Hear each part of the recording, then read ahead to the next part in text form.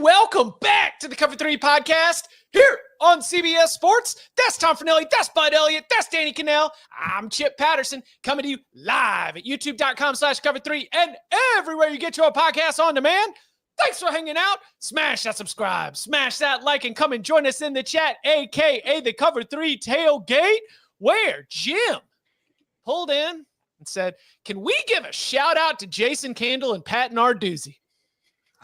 Because they love ball so much that neither of them wanted to win the Game Above Sports Bowl. You got to respect the dedication to keep the season going. We have not gotten a chance, and we've got, look, you can see on the headline here, we are going to give you our locks for the College Football Playoff Quarterfinals. But before we get into that and so much more, might as well, as with Jim's prompt here, might as well take a look back at some of the highlights, some of the lowlights of the bowl action that we've had so far. Tom, what'd you make of that instant classic thriller between two coaches that we really are just sort of, I mean, they're huge fans of the podcast, as we've discussed often, but just really friends of the Cover 3 community for sure. I think that you guys don't understand analytics. Like, why would you try to win the game from the 1.5 yard line when you could instead go to overtime and get it from the 3 yard line and also allow the other team a chance? That's just math. Like, figure it out, boys. Come on now, learn ball. I think you put out, well, I don't know when your tweet was published, but the one where you said coaches don't know anything about clock management. I mean, that was kind of exhibit A right there. I mean, that was old school. Because even going with old school mentality, I was still trying to figure out how Narduzzi was justifying that. And I was looking everywhere for post-game comments like my bad, and I'm pretty sure it was no regrets. I don't regret any decisions, which I was kind of surprised by that one. Listen, I mean, let's just consider the possibility that coaches put in the same amount of prep for these games as the players do. Like, they're considering these rewards too. Maybe they're not fully thinking at max capacity in this one. They're just like, yeah, we're gonna go play a game, we'll see how it goes. Which, wouldn't that make it even more likely to just go for it? Like, just say, screw it. Like, let's just go for it. Let's end this thing. That's what I was surprised by. I thought, throw the analytics aside. Like, don't you want to just get out of there with, like, just get the game over and try to win it?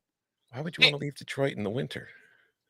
Well, but all right. So if you're supposed to be this team that wants to win it at the line of scrimmage and you get stuffed, why are you then kicking a 19-yard field goal to continue to extend the game? That was the one where it's like, we have already ventured into more football than was necessarily required for your participation in the Game Above Sports Bowl. And if you were like, all right, you know what, let's have a good lesson that can be learned. Because then we saw later, right, where I thought that Oklahoma coach Brent Venables, he said, all right, you know what, this is it. We're going to go for two. We're not going to kick this thing. And now, I mean, Brent Venables, unfortunately, has that tag of like 2 out of his 3 years as head coach of the Sooners. He went 6-7, losing record 2 out of the last 3 years. He only built the hot seat argument for himself. But I will say that in that moment, I was proud of Brent. I thought that was the play, because there is no joy in just extending turning this into a 2-point conversion off against the Naval Academy. I felt like that was a little bit more of a bowl appropriate decision.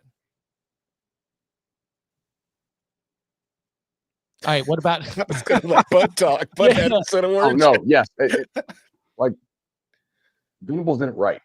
Narduzzi did not. Like that's crazy. Like you got to go for it. It's not throw the analytics aside. The analytics are right. Follow them. Speaking of bold decisions, Danny, what do you make of Cam Ward? So it was interesting because that thing spiraled out of control. There was heavy debate. There was heavy discourse. I didn't like it. But I don't think it makes him a bad person. I don't think it makes him a horrible, NFL prospect. I just would have rather he finished out the game with his teammates. I thought it appeared to me, and now there's a lot of debate over what was the plan going into it. It felt like the plan was get the record and get out of the game, which to me is the sign of a pretty selfish player. And that's all it is. Like, I thought it was a selfish decision in a society that kind of rewards selfishness. So I get and that's why I'm like, I don't know. I just don't love it. I wish we didn't have bowls that were all dubbed meaningless. I wish they mattered more. Some teams, it feels like they want to win them. Some teams, it doesn't. Some teams feel like it's an exhibition. And if it's true, because I've been told by a lot of Miami Hurricanes fans that they wanted to look at the backup in the second half, then you deserve to lose. Like, if that was the plan, I mean, I've heard a lot of people say it. I don't know if Mario buys into that or that was the plan, but I don't love it. And I think it should be okay to say that we don't love it. The one thing that Miami fans said they wanted to see the backup, like what, hand off 30 times? Did he throw like 2 or 3 times in the entire second half? I don't like, here's the thing to me. If he opts out before the game, nobody cares. It's just, well, yeah, he's going to the NFL. So he plays the game. He plays the first half and sets the record and sits out the second half. Who cares? He played. He could have just sat the whole thing out. He wanted the record. He went in. He got it. You're free to feel that way. I don't think it's a big deal. What I find hilarious is everybody acting like this is going to impact his draft stock, as if the NFL gives a damn that he didn't play in the second half of the Pop-Tarts Bowl. Like, to me, a bowl game, the Pop-Tarts Bowl, a very fun game, a game I really enjoy watching, is a very different situation than like what Bo Pribula did, where it's like your team's in a playoff game and you're opting out because you're going to go to, the transfer portal. Opting out of a bowl game in which there's really nothing on the line, I don't care. He played. He didn't have to. His top 3 of his top 5 receivers didn't play in the game. He did. And he still went and threw 3 touchdowns and nearly 200 yards and a half of football. So to me, cool. I enjoyed watching him play for another half, and then he sat out. I was hoping, though, the one thing I was hoping is at the end of the game, I was hoping he would come back in. Yeah, that would have just been like for the narrative, for like the iconic moment, like the Willis Reed, here comes Cam Ward back in to win the game. That would have been cool. The whole stadium was chanting, "We want Cam." Yeah. That was insane. And that he's just sitting there uncomfortable, like, nope, muck it more. And that would have been, I wouldn't have expected him to go back in. You're cold. I mean, I don't even know if he had his full pads on. He probably took off his rib pads or whatever. But I just, if it does, so I don't buy into the narrative that NFL GMs and scouts don't care at all. I think if there are 2 players and one of them plays and finishes the season and one of them doesn't, I think if it's like a tiebreaker, they would look at it and say, I want the guy that played. And I go back to John Gruden. If you hear John Gruden now, and I think he's even done some of this with Barstool, like in fun, he sat me down. He's like, do you love football? Like, do you love football? And like, that's a big thing that they look for. Like, who loves football? I don't know. And to me, do you love football or do you love the money and the fame that it brings? And one last thing on this, like 5 years ago before NIL, everyone was like, these are business decisions. You can't, like, this is millions of dollars at stake. But I do feel like it's different now. He was paid millions of dollars to play for the Miami Hurricanes, and I would be under the assumption to finish the season. But do you think that like he was required by NIL to play a half? Maybe and to you think start. Mario knew? Oh, is that like when in a no-cut event in golf where you just hit your first tee shot and say, oh, my back, and then make sure that you get that minimum check? Like the staff had to know, right? Yes. I would imagine so, yes. I think so, too. Like, a lot of people were sort of speculating, would it be a quarter, would it be a half? But we don't expect Cam to play the whole game. We might even say that on this show. What? No, you didn't say that on this show. I would have made very different decisions if you had said that on this show. We said it about Colorado. We said it about Colorado. Colorado was the one. But going back to like you saying that NFL GMs care, I'm sure some do. They're probably terrible at their job, though, if that's what they're evaluating Cam Ward on, is whether he played in the second half. But I would ask you this. What's better? Playing the first half of a bowl game, throwing 3 touchdowns and 190 yards while missing most of your top receivers, or playing the entire bowl game and not playing well like Shador did? Like, it's what's going to hurt your draft stock more? Like, I don't think it'll impact either. But the fact is they both played. Neither of them had to. I think it's fair to be disappointed, especially if you are a Miami fan, given the way that game played out, because you're sitting there and I don't know exactly what the statistic is. I understand there was much debate, but Miami has not been winning bowl games. Okay, this is not a program that has been successful on big stages, and you've got a chance in this game that is a total shootout. Everyone's fired up, and those drives in the third and fourth quarter, led by EJ Williams, that end in field goals. I believe that if Cam Ward is the quarterback, they end in touchdowns. and you win this game. And the most prolific offense of the entire country finishes the season with a 50 burger in the Pop-Tarts Bowl and a big bowl win, because this was like, the coaching staff might have wanted to see EJ Williams, but Miami fans probably wanted a strong finish to what's been one of the most successful Miami football seasons that they've had in a long time. And so, yeah, I think that if you're a Miami fan, I think that's probably where my heart goes out. Not my heart, but where my sympathies lie in terms of being super disappointed, because even from the start, Cam's dialed in. You know, he's picking apart this Iowa State defense that has been known to give up a lot of explosive plays. The margin is so small at the end. It is not a stretch of logic to think that Cam Ward's presence in the second half would have flipped that outcome. Miami fans actually showed up here. I was pretty surprised like that many showed up, but like Miami fans filled their side. I was at the game. Oh, Iowa that's State right. side was pretty empty, and like the Miami side was full. Like they were loud. It was like that. So it does kind of suck for them to only get to see him for a half, but it's better than nothing, I guess. Yep. I You know guess who so. really owes like Cam like a bottle of scotch or something? Same people who owe him one for the entire season. The defense. Because guess whose defense was absolutely awful in that game again? And guess what we're talking about? Cam Ward. Who's the only reason they were even in the damn game, because my God was Miami like just missing tackles and giving up huge plays again, which has been a problem for them all season. But Cam Ward being great has typically covered that all for him all year long. So is this just the existence we have? Is our reality is we just have to be okay with players sitting out bowls? Well, it's been happening for how long, Danny? Like, were you really upset when years. Florida State's entire damn team Yeah, sat out the I bowl kind of last was. year? I understood it, but I wish they would have played. I think, I wish they would have gotten pissed off and said, we're going to prove, kind of like Georgia did. I mean, Georgia looked pissed off. Yeah. Like I do. And I think there is a lot of people that were non-Florida State fans were like, I question the culture. And I do think it's a culture thing, That was me. and I do. And maybe there was a hangover effect because it is much more about the business. So yeah, I didn't love that they sat all out, But he played, and we have seen teams over the years in bowl games sit guys in the second half because the game doesn't matter. So it's like, if the coaches were in on it and he was in on it, and the plan was, hey, let's go get this record and then we'll call it a career.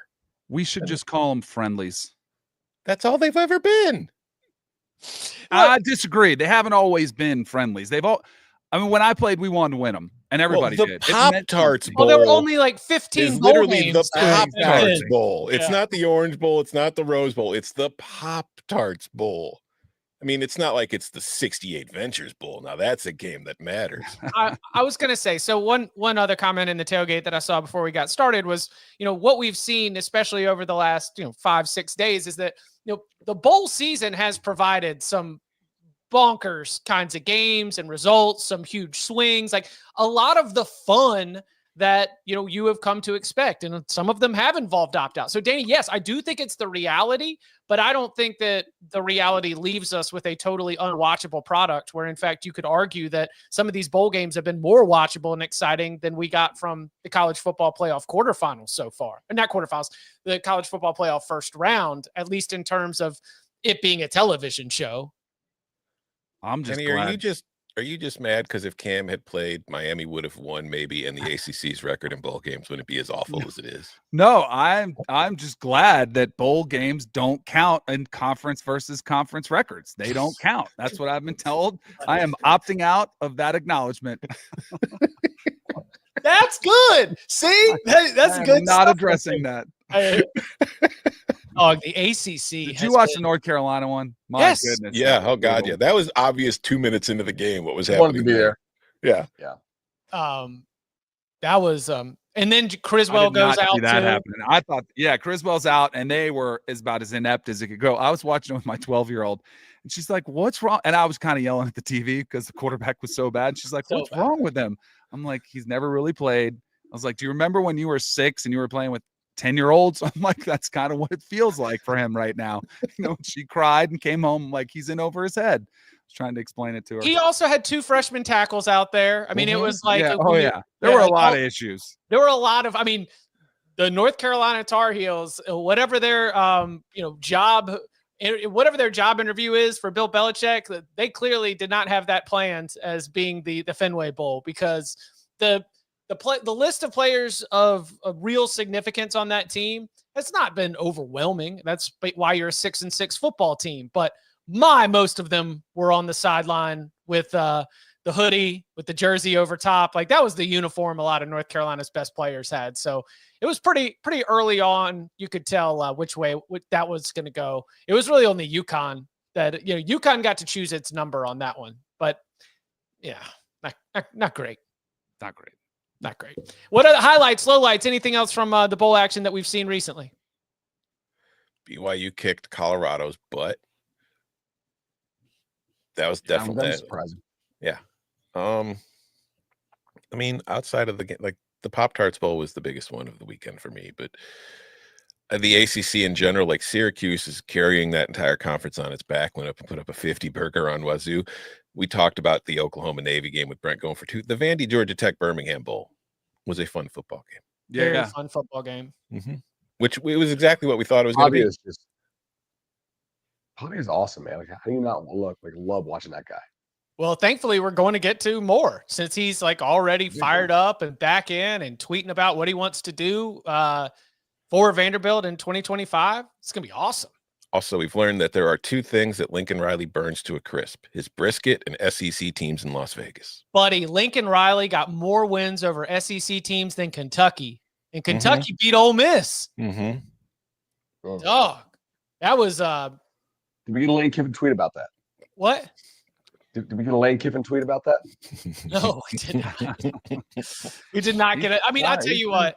Let Duke mess around. Let Duke mess around with Ole Miss. Oh my gosh, that would be nuclear if that happens. I just need it close at halftime. I don't even need a Duke win. I just need enough time to get everybody's head poking up out of the sand and staring, especially given the way that the ACC has performed so far in bowl season. Is Dart playing in that game? Do we know? He was. Oh, they're going to smoke him. He's going NFL. I haven't seen the latest update. I think he is. I think Lane's going to take this one seriously. Based on what he's been saying, I think he knows.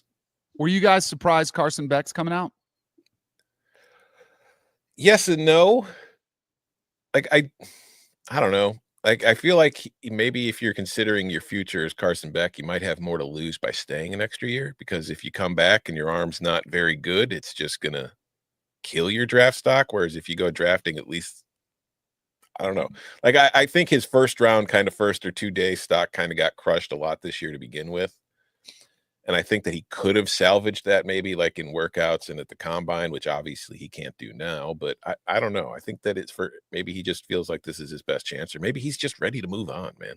I know. Being totally unfair. Go ahead. No, like Nussmeier stayed. We think Drew Lar's staying, right? We believe so, yeah. Somebody has to be QB 3, 4, 5. Like there's money to be made at that slot. It's probably Beck, right? Mm-hmm.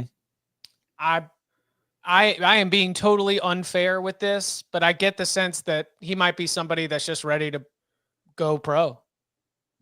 Gosh, don't you think he'd make $5 million if they wanted him? That's the thing. I guess we don't know with the surgery. Yeah. What is Georgia? If Georgia is already starting to sniff around, scout, and consider its quarterback situation for 2025, Carson Beck walks into the office and he's like, well, I've been thinking. Like, wait, you were thinking? Oh, well, that's awkward. And, like shuffle some papers, cover up some tape, just like, that's okay. Yeah.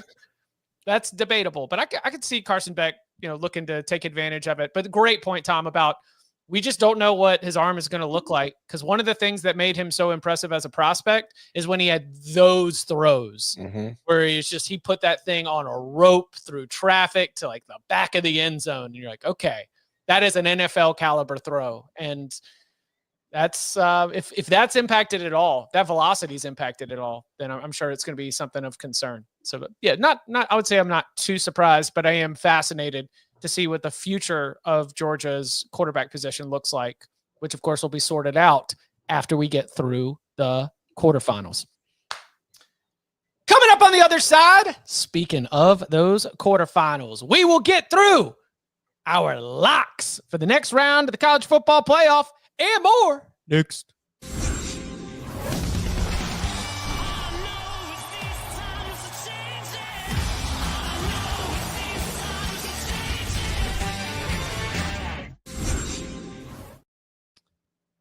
Back here on the Cover 3 podcast, let's begin with a look back at our results from the first round. Bud, it was a 1-4 round for you, cashing a lock fight win on the Riley Leonard over 181.5 passing yards, but taking a loss on Clemson plus 12 along with the rest of the group. Sad playoff start for Lock Infinity. Also taking a loss on UNITY with Penn State SMU over. That also losses in the over for Indiana Notre Dame and the Nico over 180.5 passing yards. Thoughts, notes, what are we looking at moving forward? Well, just terrible overall, obviously, to go 1-4. I mean, Nico, we get the game script we want, but not good there. So that sucked. Clemson, I'd probably play again, but like the rest of them, I mean, Penn State, SMU couldn't move the ball at all. Wrong there, and obviously wrong with Indiana. So try to do better this round, I guess. All right. 3-4 round for me. I was also obviously in there on Clemson plus 12. Notre Dame team total over 30.5 falls painfully short, but Indiana fourth quarter smoke them through the filter one last time. Another fourth quarter win for the Hoosiers. We love to see it. The first half under in Clemson, Texas does not come home, but Penn State minus 8.5 does. Ohio State third quarter does. And then Tennessee team total over. Again, Vols just could not move the ball whatsoever. So that leaves me at 3-4, slightly below 500, but keeping an eye ahead on the next round. Danny, 4-8 week. You got a lock fight win by taking the under in Indiana Notre Dame.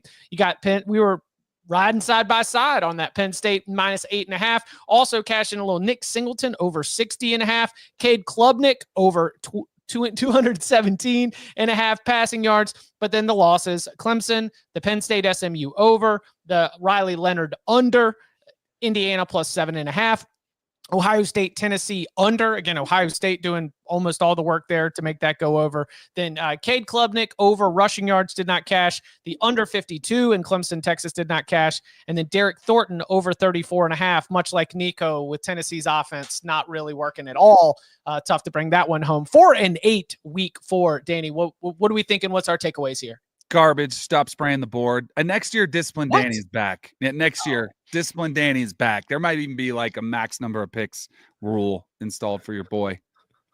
Stop spraying the board. Some sad things to hear. Our winner for the week was the man that went 4-4. Yes, celebrate it, Tom Fornelli. You cashed in on Penn State first half minus 4.5. Nico under 180.5. Ohio State third quarter minus 1.5. Notre Dame minus 7. And then the losses were Clemson plus 12. The Penn State SMU over. Tyler Warren over 70.5. And then, we got game scripted out of that one. Mm-hmm. And then Ohio State, Tennessee under 46.5. 4-4. What were the big takeaways? Just no real takeaways. SMU's offense not being able to do anything, kind of like the 2 pick sixes, shocker of shocker, kind of really impacted the way that game went because it forced SMU to play a way that it's not totally comfortable playing, and it just offense got completely shut down. Tyler Warren was no longer necessary after it was very clear Penn State was going to win that game. Just, I have no problem with any of the picks I made. Just some of them, that's gambling, baby. That's the way it breaks. All right, let's get it out of here because we've got something else to do. Get those results out. Our eyes are ahead. We're on the quarterfinals. We're going to win them all. So I say, gentlemen, y'all ready to lock it up? Yeah. Since 2005, the under in games between service academies is 40-9-1. We're picking locks. Give me an over in this one as well. A little 2-for-1 special. Don't get these locks. I was a sicko last week. Y'all were watching the good games. I was live betting the hell out of ULM Kentucky. My Blue Plate special 5-star locks are coming. 5-star master lock. Lock it You up. love these locks. I'm living and dying every point, every cover. From the locking chair to your eyes and ears, we begin on New Year's Eve. Out in the Fiesta Bowl, where we've got Penn State against Boise State. One of 2 quarterfinals with a bit of a lopsided spread. The Nittany Lions favored by about 11 or so. Over under of 53.5. And so I ask, who's got a lock? I does. All right, let's hear it. Give me, where's it at? What's the best number I could find now? Is there's still a 10.5 anywhere? Or is it all 11? I mean, it really doesn't matter too much. Give me Penn State minus 11. I think that Ashton Jeanty is great. I think that there are very few defenses in the country who are capable of completely taking him out of the equation.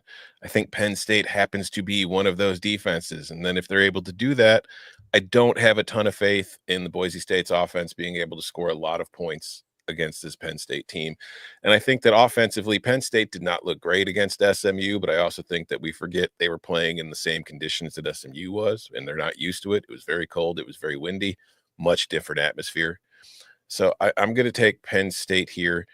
And then I'm also, because this game is being played in the slipperiest turf known to man. Yeah. I am taking the over 53. I like that. I didn't have it on my card, but do you mind? Can I get go for it? Yeah, let's go. All right. I forgot about the slippery turf. Mm-hmm. Explosive plays, very, very possible here. I like the way that we're doing that. We've discussed a lot. Going to be a real challenge for Boise State's defense on the back end to make sure that you wrap up, because look, the size, the athleticism. I mean, there's an advantage for Penn State here that is going to be noticeable. My lock here, the one that I came in with, is Penn State in the first half minus 6.5.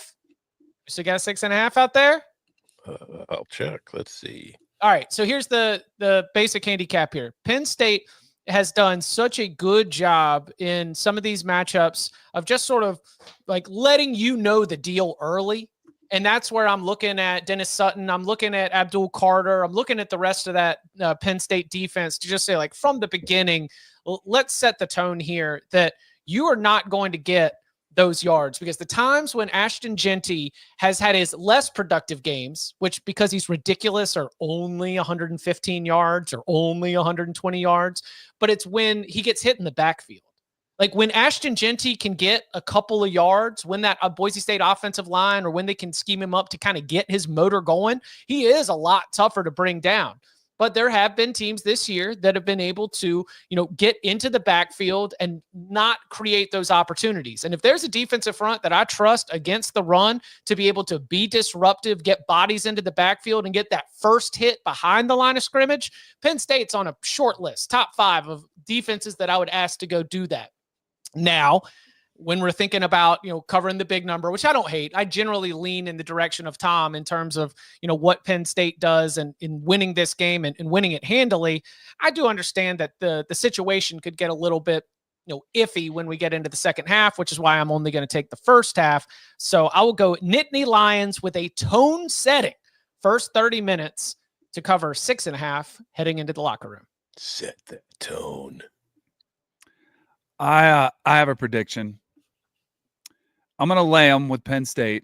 All right. So that is an agreement. I think it could be ugly. I think there are going to be people online on X saying this playoffs suck. And while we get more blowouts, we don't need this many teams, complaining about the seeding before we get to my next picks. I think Saturday, not Saturday. I think Wednesday will save it. But I think this game could get ugly. I have the same kind of fear I did against SMU, where they're just going to overwhelm and overpower them, load up the box. And as good as Maddox Matson's been, I think he could be under some more significant duress than he's been against some of these other teams. So I think this game's probably the one that concerns me the most for getting sideways. Can I add one more pick that I forgot? Yeah, of course. Jeanty under 125.5 yards. Ooh. That's ballsy. Would you like the over? Ballsy. I do, but I think that Boise State's going to be forced to throw. I like under 53.5 here. Okay, we got to fight. Let's go. Yeah. So Fight. I expect Boise to try to run it with Jeanty, obviously, and try to pop those explosives. I don't know if they really will. Penn State tackles pretty well. honestly. And I don't know that I trust Penn State's offense to score. Like if Penn State can hold Boise to like 17 or 14, is Penn State scoring 40 something? I don't know that they actually will. Like Boise has a real D line. I don't think you're going to get blown off the ball. Like maybe Penn State goes over the top and hits him, but I just like what's the motivation to run this up? It's a James Franklin team. I get it, but like in this context, you have a real game next week if you do win. I'm going to go ahead and go under 53.5. Okay. Let me lock arms with my Florida State Wow, we've got a lock war. partner. Hold on. All right. So just for clarification, you are taking the Penn State minus 11 is a lock. Yes. Okay. Yeah. And now you're just throwing in a little Yes. Wish my God back. Fight. bar fight. Yeah. Yeah. It's a lock war. Wait, because no, I'm only on. You don't No, think it is. Yeah, you're on the over. Yeah. All right. Let me see. Is it this one? 1, 2, 3, 4. I declare a lock war.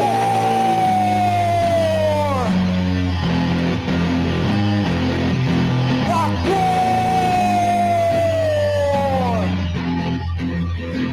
Lock war. Oh, New Year's Eve lock war. Yes. Only 2 of us are making it to 2025. Oh, let's go. All right. Off and running. Can't argue with that. Okay. Anything else, by God, that we have on the Fiesta Bowl? All right. We pivot on to actually, before we pivot on into the next day, well, it's still New Year's. I mean, some people at New Year's Eve, they like to go to a nice dinner, right? Some people at New Year's Eve, they like to go to the bar, ring it in. But some people like to go to the club.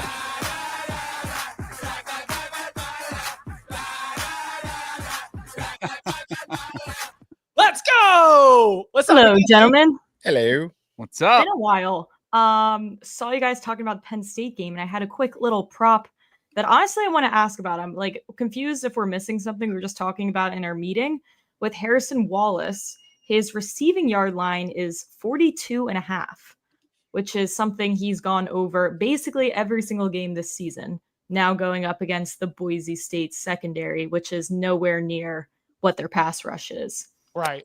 I'm really I'm either putting the mortgage on it that I don't own, or it's like it makes too much sense. We have to ignore this.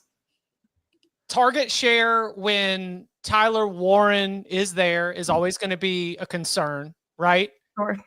Because does Harrison Wallace normally get over 40? Like anecdotally, probably 3-4 catches a game. He's got 9 straight where he's caught at least 45 yards. He has been coming on strong late. Yeah. That is riding the hot hand. So I like that. I don't know. It makes way too much sense. I do like Penn State to cover full game. I like their team total, but I was eavesdropping a bit before I joined the StreamYard. But I do understand where Bud's coming from. Like, do you need to run up the score for what? Understood. I do still think they cover. I think odds makers would make this line bigger, but they're just trying to be respectful of what happened in that first round, and they're trying to make this whole 12-team playoff still seem like a good idea and making these lines shorter than they probably would. So the odds makers are trying to keep themselves in the game. They're teaming up with the committee. The committee's like, odds makers, please, we definitely screwed this up. Can you make this look like these are supposed to be closer games than they actually are? Please risk sacrificing millions of dollars to make us look better. even the Texas line, I'm like, I think it's borderline disrespectful that they're under 2 touchdowns. Do you think it's borderline disrespectful enough that you're going to take Arizona State? Am I? Are you doing that?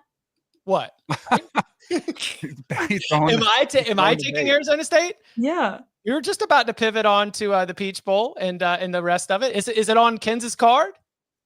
No, I like Texas big time. Okay. Yeah. No, the argument is that Texas just leaves so many points on the table that But I think they kind of figured that out. Like, I think they were 3 for 3 in the red zone against Clemson.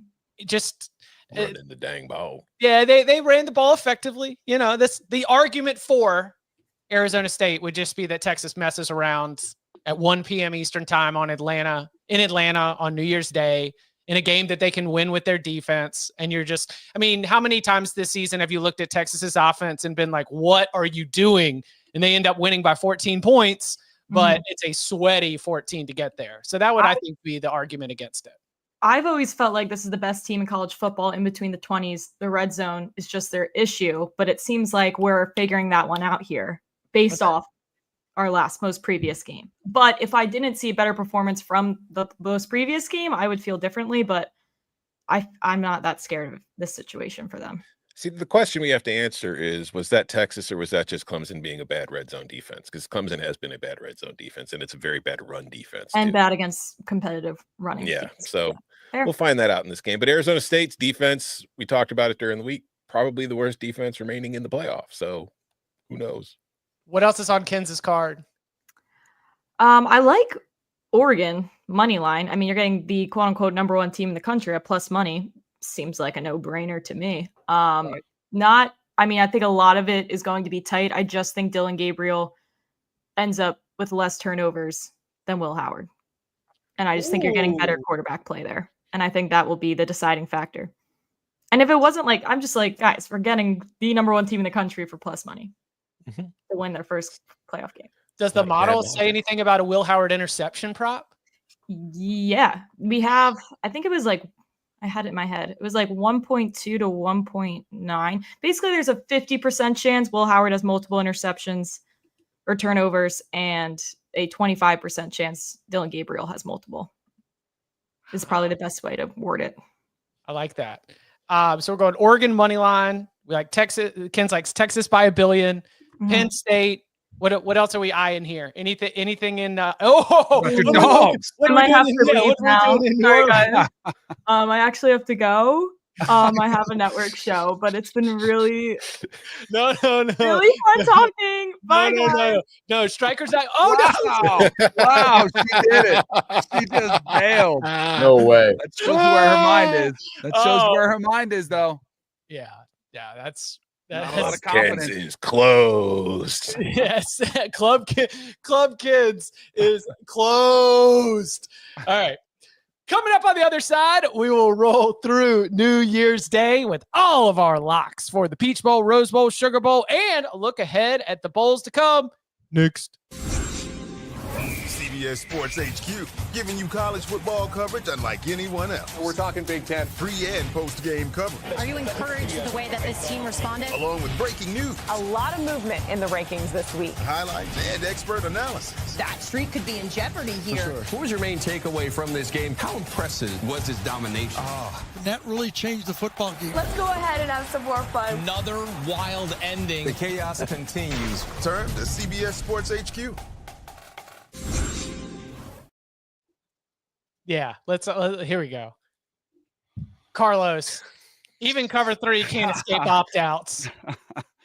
Mackenzie Brooks opting out of a Notre Dame-Georgia pick. Now that I think about it, Carlos, thank you for bringing that up. Danny, pretty hypocritical to Judge Cam when you've been opting out of reaction pods all season. Whoa.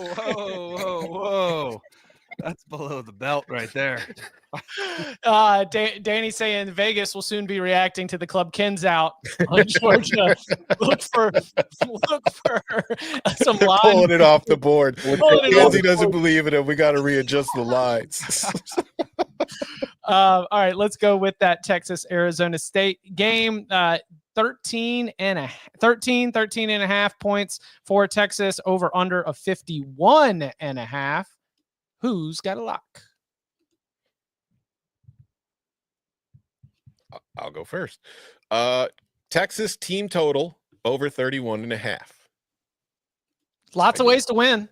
Yeah, I am not convinced either way on what Arizona State's offense will be able to do. I think that they might surprise us. I think they might have a horrible day, which kind of makes me want to stay away from the spread. But I am more confident that no matter the outcome of this game, as far as the spread or the total, Texas will score points. I think that they will be able to move the ball on this defense. I think they will be able to finish drives against this defense. And I think that they will get to at least 32 points. So give me the Texas team total.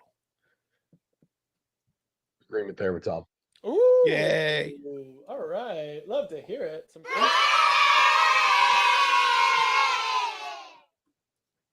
Like I like Texas here. I like Texas team total. I really wouldn't rule out like Arizona State ability to score some here because I feel like they'll find some way to like scheme up some plays. But like ultimately, a lot of worse offenses than Texas have managed to score some points in Arizona State. So I like Texas team total over. To be clear, though, you're not locking up the spread, though, just the total. No. Correct. All right, cool. Give me Arizona State. Arizona State plus 13. Danny believes in the dogs. What Bud said too, I think they'll figure out a way to score some points. I think this might be a backdoor cover type situation. And like I was saying, I think a lot of people are going to be saying how ugly the first game is. I think this game could be kind of, I could see it similar to Clemson, a similar type of outcome, and they might scare them, threaten them there. Obviously, would like to see them cover and have it a little bit closer, but I think they could. And I also think their rush defense might be better than Clemson's rush defense. That was some of the worst tackling scheme, whatever way you want to put it. That was horrendous for Clemson.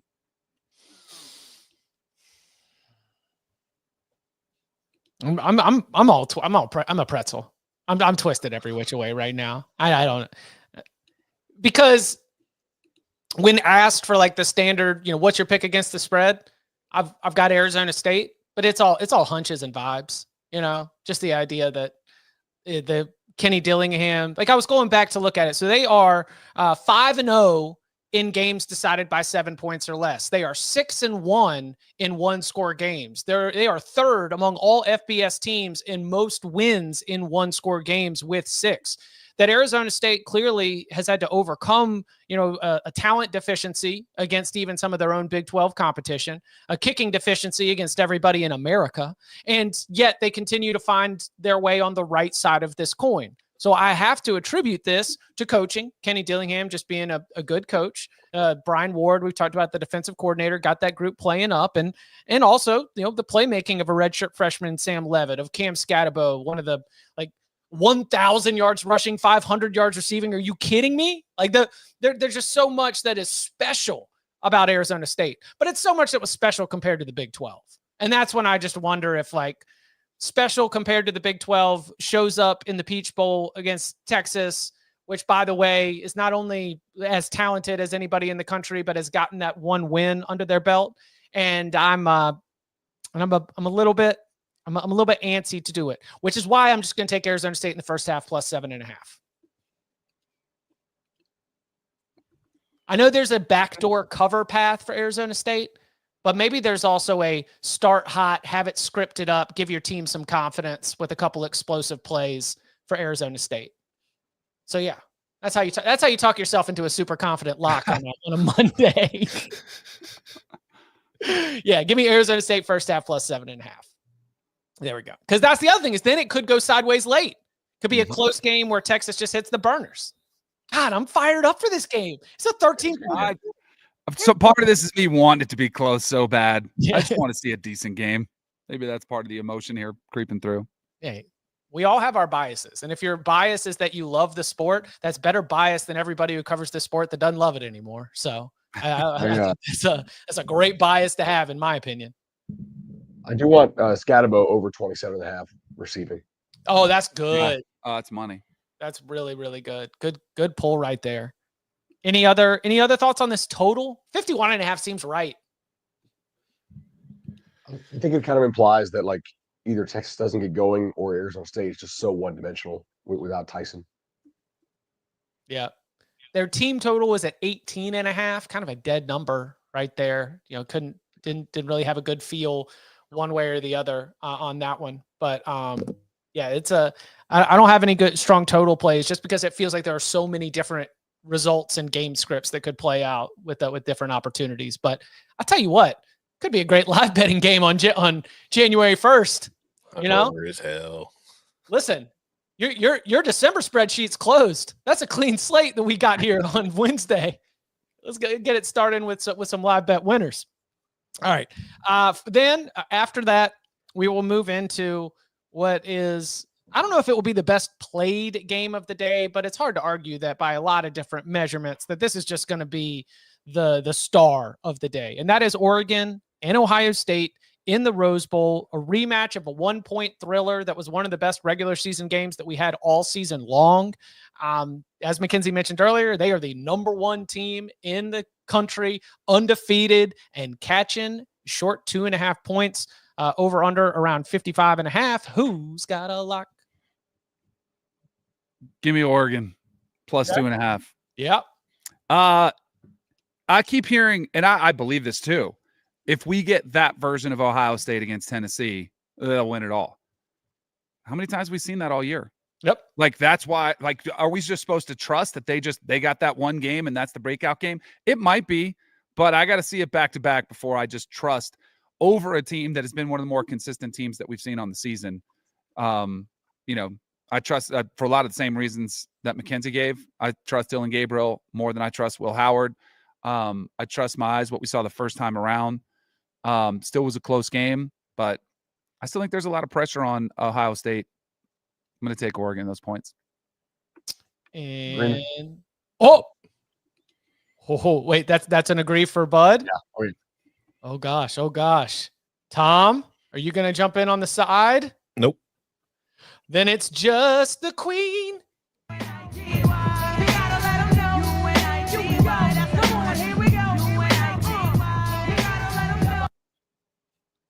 Bud? So I think Ohio State is probably not better than they were the last time they played. And I think Oregon is better. Like they kept getting better throughout the season.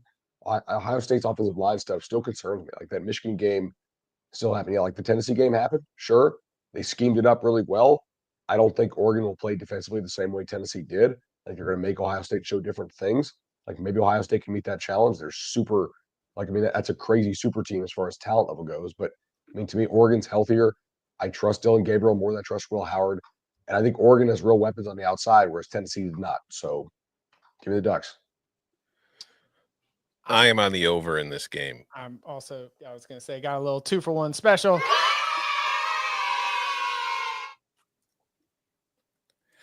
I don't know. You guys probably like spend your holidays with your family and like that kind of crap. I spent it watching the all 22 of the first game between these two. And I'm telling you, a lot of points were left on the board. I think this one's going to be higher scoring than the first. I think that the winner of this game will have 40 points at least. I am also on the over. This is the two heavyweights are playing. Both have really good offenses. Both have incredible skill position talent at wide receiver. And in the modern era, we've seen good offenses beat good defenses. So I'm definitely on that over there. And on the to your point about if Ohio State shows up, I have spent the last couple of days not watching all 22, but, just lighting candles and just trying to catch vibes. I think the winner here wins the national championship. I think that this is the toughest game that Oregon would play in a potential national championship run. I think this is the toughest game that Ohio State would play in a potential national championship run. And I've made this reference before, but in the NCAA tournament, we often go back to find games in an eventual title winners run. And we're like, you know what? That was probably the national championship. Might be the Elite Eight, might be the national semifinals and the Final Four. But to me, this game is going to be whoever emerges out of this is going to be shot out of a cannon. And I think we'll end up hoisting the trophy on January 20th in Atlanta. So if I'm wrong here, I'm going to go ahead and tell you that as I'm asked to re-rack my bracket for a third chance and a fourth chance expert picks, the winner of the Rose Bowl, I am going to have as my national champion just because I think so highly of what these two teams can be.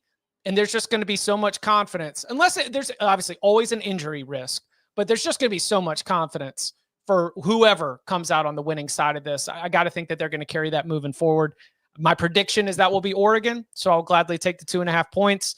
But Tom, like you said, I think this one's going to be awesome. I think it's going to be a really good game where both teams are able to get into 30, and that clearly has us going over by somewhat of a good margin here.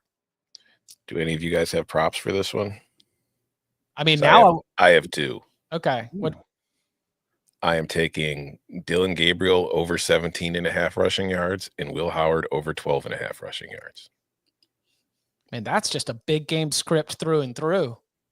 Our wily veterans got to scoot. Okay. It's really tough because you can't really back up either one of these running backs confidently on either team. It's not even if you think that you've got a super sharp, like you've got a super sharp Jordan James edge. It's like, well, here comes Whittington to, take a bunch of carries or rip off a bunch of long runs. Obviously, Travion Henderson and Quinshon Judkins all carry it. Let's see, I'm looking at FanDuel Sportsbook where, of course, you can make every moment more. 70.5 for Jeremiah Smith. You going over or under? If I had to, I'd go under. I know. That's a big number. Feels high, right? Yeah. You taking it? I think I am. I think I am now. I was gonna say. So. Jeremiah Smith total receptions set at 4.5.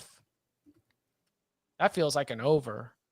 Can we do a negatively correlated parlay?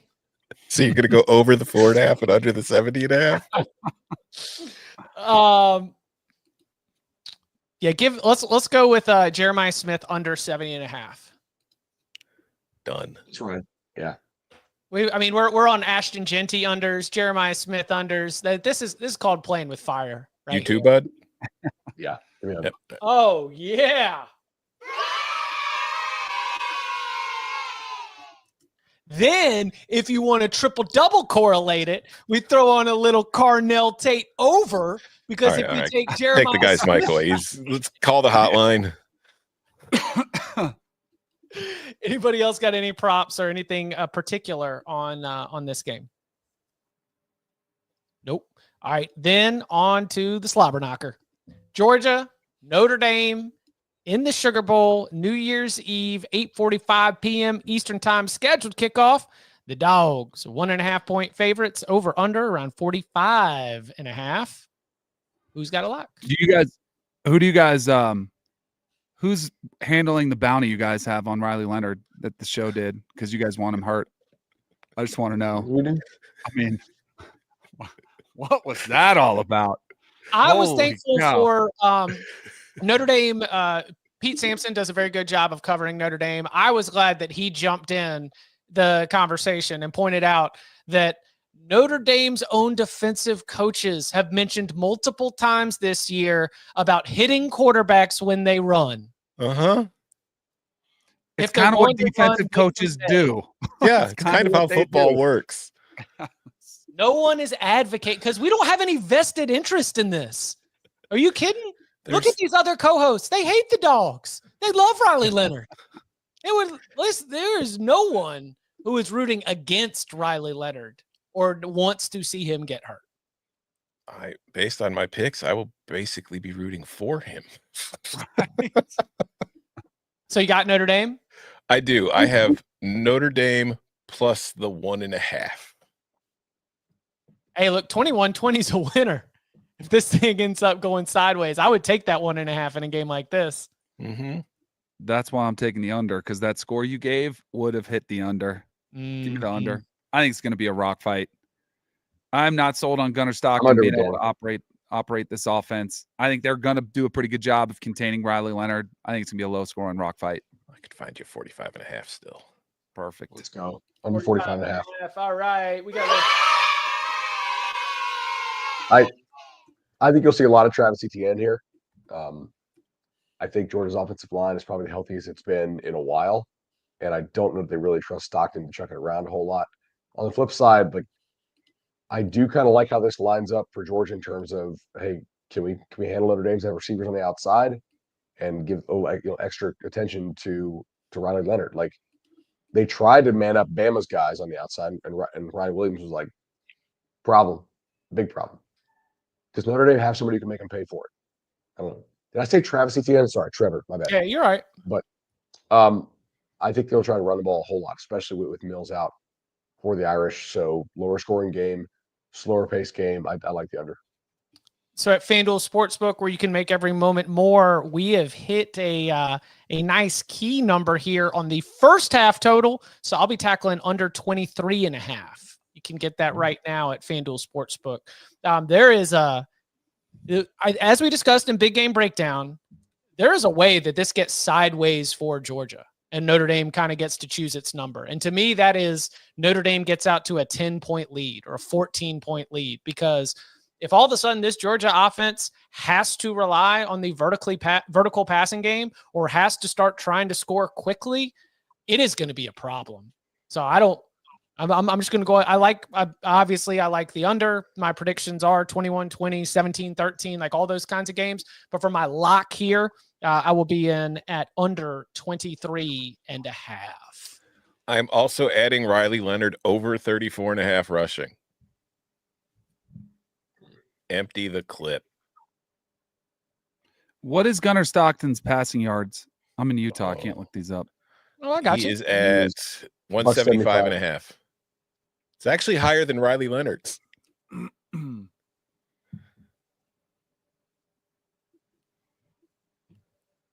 I was just curious. It's kind of low, right? Yeah, I know. I wanted to go under, but man, I think he's going to struggle. Yeah, I think he's going to struggle. Should we look at the interception props? Let's see. They're probably at minus what are. There's none available, at least not on Making Every Moment More. They're not offering interception props. They know they can't let us win all the time. I know. I mean, come on. Come on. Let's go. Anything else here on Notre Dame and Georgia? Gonna be a good football game. Gonna be a good. It's probably one of those games where, like you can bet halftime, full time. It does feel like a game where it's tough for a team to come back in. Yeah, for sure. Where what? You can bet like halftime, full time. Sometimes like who wins first half. Like it does feel like a team where it is hard for like a game where it's hard for a team to come back in. So hold on. He's saying if you bet the team that's leading at halftime to win both the first and the game, it's going to be hard for these teams to come back based on the limitations of their quarterbacks. I would disagree there. Really? Just because that horseshoe is so far up there right now with this team that has been dead so many times. I mean, Georgia has been dead. And then you're just like, the team that came back from 17-0 against Georgia Tech and endured 8 overtimes before finally coming out with the win. The team that looked totally helpless and lost and down their star quarterback in the SEC championship game and then came back to win.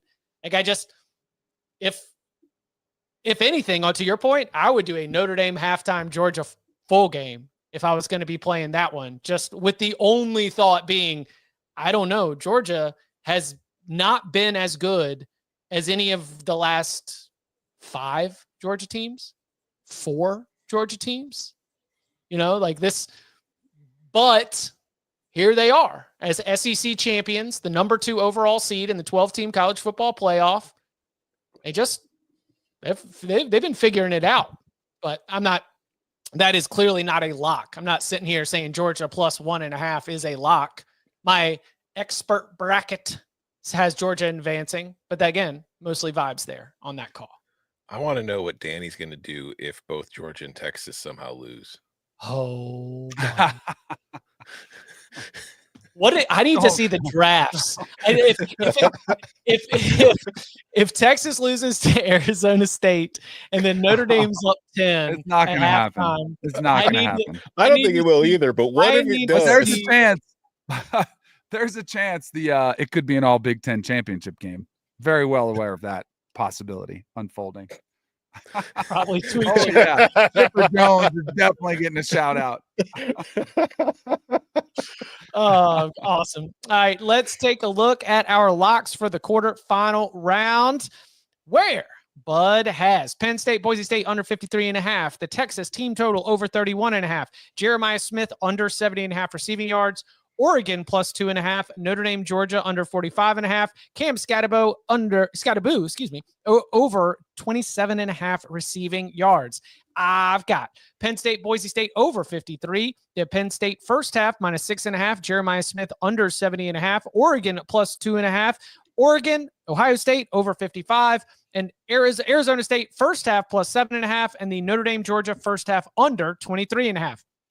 Discipline. Danny got Penn State, Boise State under 53.5, Arizona State plus 13, Penn State minus 11, Oregon plus 2.5, Notre Dame, Georgia under 45.5. And time's on. Penn State, Boise State over 53, Texas team total over 31.5, Penn State minus 11, Ashton Genty under 125.5 rushing yards, Oregon, Ohio State over 55, Dylan Gabriel over 17.5 rushing yards, Will Howard over 12.5 rushing yards, Notre Dame plus 1.5, and Riley Leonard over 34.5 rushing yards. Gambling on scrambling. Tom Fornelli with all the quarterback rushing yards overs here in on the afternoon on January 1st. And this Moneyline Sprinkles segment is brought to you by FanDuel Sportsbook. Make every moment more. All right, so as we are looking at the college football playoff sprinkles, obviously with 0 underdogs winning, no sprinkles hit in the first round. Let's come back for more. Bud, are you going to sprinkle anything of these underdogs? Well, I already bet Oregon, so you can do that. Yeah, Oregon plus 112. Yeah, I can get you 115. 115. Okay. I will go with obviously Oregon as well. And then for sprinkle purposes, give me Arizona State. Best number I can get. The best I can find for you at Arizona State is 375. All right. Man, why not? Wouldn't it be hilarious? I would. Hey, listen, it would be. It would be hilarious. I'm on Oregon. Yeah. Okay. I'm on Oregon with Bud. And then that's Tom? It. No, Notre Dame's a dog somewhere, right? Oh, Notre Dame's a dog everywhere. Yeah. I can get you plus. There are hundreds out. There's a 105 at another plus 105. Yep. All right. I will be taking Oregon plus 115. Yep. And Notre Dame plus 105. Short dogs. Mm-hmm. Short little tiny dogs. All right. Unlike you guys, I was smart enough to understand what was going to happen last weekend, and I waited for this week. Oh, that's right. Tom, a big fan of abstinence. And this Moneyline Sprinkles segment has been brought to you by FanDuel Sportsbook. Make every moment more. All right, trying to get you set for what is ahead in non-playoff action. Today, this afternoon, we got Missouri and Iowa in the Music City Bowl. Then on Tuesday, December 31st, we got Alabama, Michigan, Washington, Louisville. That's the Sun Bowl. You can see it on CBS. You can stream it on Paramount Plus. All the action from El Paso between the Huskies and the Cards. Illinois, South Carolina in the Citrus Bowl, and LSU Baylor in the Texas Bowl. That'll be all the action leading into Tuesday night's New Year's Eve showdown between Penn State and Boise State. Tom, we got a Twitter tip for today. Yeah, we are taking the over 40 in Iowa, Missouri, because these are two teams they're going to score 1,000 points, man. Just wow. It's going to be a great game. It's going to be a great Monday afternoon at home watching two elite offenses do elite things. Is that Dance with the Date that brought you yes. Iowa over? Yes. Yeah. I mean, it's a 40-point total in a bowl game. Typically works. We'll see. Yeah. Who knows? That's a low total for an Iowa team that just soared over all season long. So I don't hate it. But that's fair, did it? What? Yeah. I'm not that good. I did bowl 173 last night, which is about my high. That's good. Yeah. And what of the games we got coming up, non-playoff related? What's got your attention? I think Iowa should be favored. It's weird. Like, I don't know, because Missouri's got a lot of guys missing too. Iowa's got a lot of guys missing. I don't know. The ReliaQuest Bowl, I think, is brand names, but I'm just going to tell you now, no matter who wins, I'm not going to take it that seriously because both of these teams, I think, are going to be missing a lot of players. And then, of course, the Citrus Bowl between Illinois and South Carolina. There is, I was on a CBS Sports Network. What? Sprinkle? We're going to sprinkle that? Yeah. I might. Illinois by 1 billion. Well, I was going to say, speaking of sprinkling, I was on a CBS Sports Network Early Edge show with Sports Line's Mike McClure, and he was talking about Michigan. He said, look, the implied percentage, like the implied odds based on this money line say that Michigan has a 20% chance to win. Do I think there's greater than a 20% chance that Alabama doesn't care? Yes. Just stepping in there, like, that's a wouldn't it be hilarious of wouldn't it be hilariouses if Michigan comes out there and takes down Alabama. So I got a little bit of time between now and then to mull on whether or not I would jump on Big Blue in that spot. Washington, Louisville, I am excited about because that means we're going to get a little DeMond Williams, right? Yeah. A little excitement for Washington fans for next year. Yes. Sometimes it's game number 13. Sometimes it's game number 1 of the next year. And Washington, clearly, with all the changes, it's going to be a little bit more of the latter right there. Anything else? I will not be watching that game. The results don't matter. Louisville, Washington. Danny, it's on CBS, Danny. Oh, I Sun Bowl definitely on will be CBS. watching it. Our By the friends way, Brad, Gary, and Jenny will be there. All TVs. KENZ is up there. Oh, yeah. She did run. She's on the screen. Yeah, she's on that is the early edge on CBS Sports Network right there. She definitely had another 10 minutes. I'm still going to say that she opted out like Cam Ward. She definitely did. That call was not going to be coming in until 55, 54 at the earliest. Yeah, we know how that works. She can fool the audience. She can't fool us. She can't fool us. Old Cam Ward KENZ, just thinking that she can just dip out without picking against our dogs. We see you. All right. We will be back. Speaking of CBS Sports Network, we're going to be on Tuesday. That is tomorrow, noon Eastern time, giving you a rundown of the college football playoff and some of the biggest headlines from all across college football. Didn't get a chance to dive into some of the portal action. We'll probably get to do that at the top of that show on Tuesday. Come and check it out. You can follow it on demand on YouTube or wherever you get your podcasts. Then on Tuesday night, following the conclusion of Penn State and Boise, we will be live on youtube.com/cover3. Then again, at the conclusion of the Sugar Bowl between Georgia and Notre Dame, we will be live where we will not only recap all of the New Year's Day quarterfinal action, but also get our way too early previews of the college football playoff semifinals, where we will finally know who's going to be playing in the Cotton Bowl, where we will finally know what fan bases might be coming to visit us when we have our first ever Cover 3 tailgate live, because you can come and hang out with us at Tannehill's Tavern and Music Hall in Fort Worth, Texas. The event, officially, the live shows from 5 to 6:30. But I'm telling you, this is an all-night event because that leads us right into the kickoff of the Orange Bowl. We will be there at Tannehill's watching the Orange Bowl, a little bit of a Cover 3 watch party after the tailgate, but we'd love for you to do that. There are opportunities to be able to secure guaranteed seating if you hit that link or scan the QR code. That will also include some goodies from the Cover 3 family. But just to get in the door, that ain't going to cost you nothing, but you do have to RSVP. One more time, you have to RSVP to get into the door or in the door. And so hit that QR code.